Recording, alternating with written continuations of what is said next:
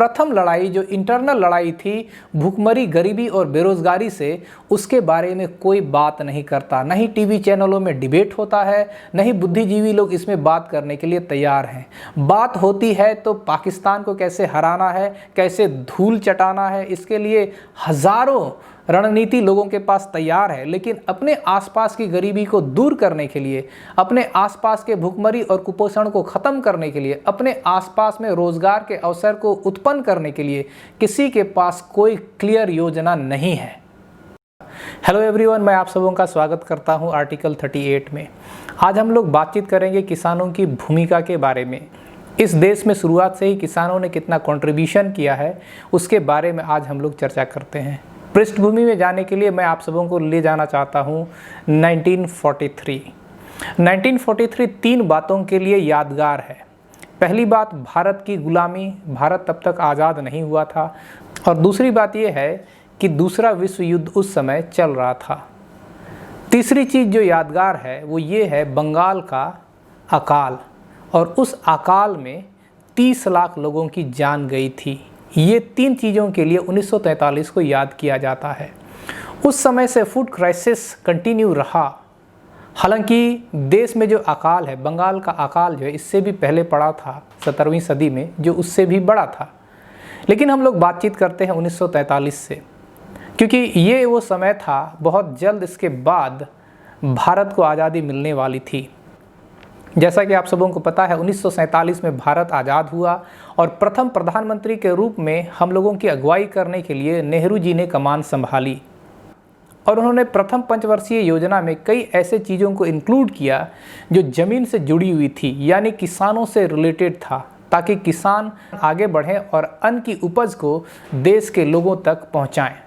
भारत को आज़ादी तो मिल गई थी, लेकिन गरीबी, कुपोषण और बेरोजगारी ये बड़ी समस्या थी और बड़ी चुनौती थी देश के लीडरों के लिए। 1965 के दौर में लाल बहादुर शास्त्री जी ने कमान संभाली प्रधानमंत्री के तौर पर, और तब तक में नेहरू जी की मृत्यु हो चुकी थी और देश में गरीबी अभी भी थी, कुपोषण अभी भी था और बेरोजगारी भी बरकरार थी। ऐसे में लाल बहादुर शास्त्री के सामने एक बहुत बड़ी चुनौती थी, किस प्रकार से देश के लोगों को रोटी मुहैया कराई जाए।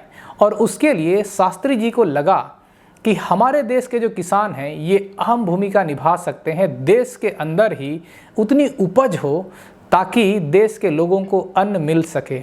और उन्होंने कृषि उन्नत योजनाओं को लागू करना शुरू कर दिया। एक तरफ शास्त्री जी के सामने जो लड़ाई थी वो देश के अंदर यानी इंटरनल लड़ाई थी, भूखमरी से, कुपोषण से और बेरोजगारी से। 1965 को पाकिस्तान के साथ युद्ध के तौर पे भी याद किया जाता है। शास्त्री जी के सामने दूसरी चुनौती के रूप में जो उभर के आया वो था पाकिस्तान के साथ युद्ध। अब ये एक्सटर्नल प्रॉब्लम था। अब प्रधानमंत्री शास्त्री जी के सामने दो चुनौतियां थी। पहला, इंटरनल प्रॉब्लम जो भूखमरी, गरीबी, कुपोषण और बेरोजगारी को ख़त्म करने का लड़ाई था, ये एक युद्ध के रूप में देखा जाने लगा। दूसरा युद्ध जो एक्सटर्नल था, जो पाकिस्तान से लड़नी थी, जिस लड़ाई की अगुवाई के लिए देश के सेना यानी देश के जवान सरहद पर डटे हुए थे। ऐसे में शास्त्री जी को लगा कि किसान को बल देना ज़रूरी है और साथ ही साथ हमारे देश में जो सरहद में जवान हैं उन्हें भी बल देना बहुत ही ज़रूरी है। ऐसे में शास्त्री जी ने दिल्ली के रामलीला मैदान में एक सभा में एक नारा दिया, जय जवान जय किसान। और इस नारा को हर बच्चा देश के अंदर आज भी जानता है। और इन दिनों में जब किसानों का आंदोलन है, किसानों के आंदोलन में इस नारे को सुनना आम बात है। और ये नारा किसानों को जो देश के अंदर गरीबी से लड़ने में अगुवाई कर रहे थे उन्हें बल प्रदान किया। साथ ही साथ हमारे जवान जो बॉर्डर पे लड़ाई लड़ रहे थे उन्हें भी ताकत मिली। और इस नारा को आज भी बुलंद किया जाता है जब भी किसानों की बात आती है और जब भी जवानों की बात आती है। जिन दो युद्ध के बारे में हम लोगों ने देखा उसका रिजल्ट क्या हुआ। हम पाकिस्तान से 1965 में जीत तो गए थे, लेकिन संघर्ष आज भी जारी है। कश्मीर के मुद्दों को कौन नहीं जानता है, यानी प्रॉब्लम अभी भी सॉल्व नहीं हुआ है।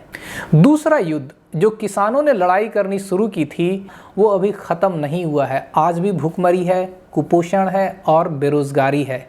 मैं आपको बताऊं, देश के अंदर 20 करोड़ ऐसी आबादी है जो दिन प्रतिदिन अपने भोजन को उपाय करने के लिए संघर्ष करते हैं, जिन्हें हम कहते हैं कि वे रोज़ कुआं खोदते हैं और पानी पीते हैं। ऐसे में यदि वे बीमार हो जाएं 2-3 दिन के लिए, उनके घर का चूल्हा कैसे जलेगा इसका कोई गारंटी नहीं है। इसका क्या उपाय है किसी को पता नहीं। लेकिन देश के लोगों का फोकस कहाँ है? आए दिन आपको कई लोग ऐसे मिलेंगे जो गली मोहल्ले चौराहों में बाहुबली बनते फिरते हैं पाकिस्तान से लड़ाई करने के लिए। प्रथम लड़ाई जो इंटरनल लड़ाई थी भूखमरी, गरीबी और बेरोजगारी से, उसके बारे में कोई बात नहीं करता। नहीं टीवी चैनलों में डिबेट होता है, नहीं बुद्धिजीवी लोग इसमें बात करने के लिए तैयार हैं।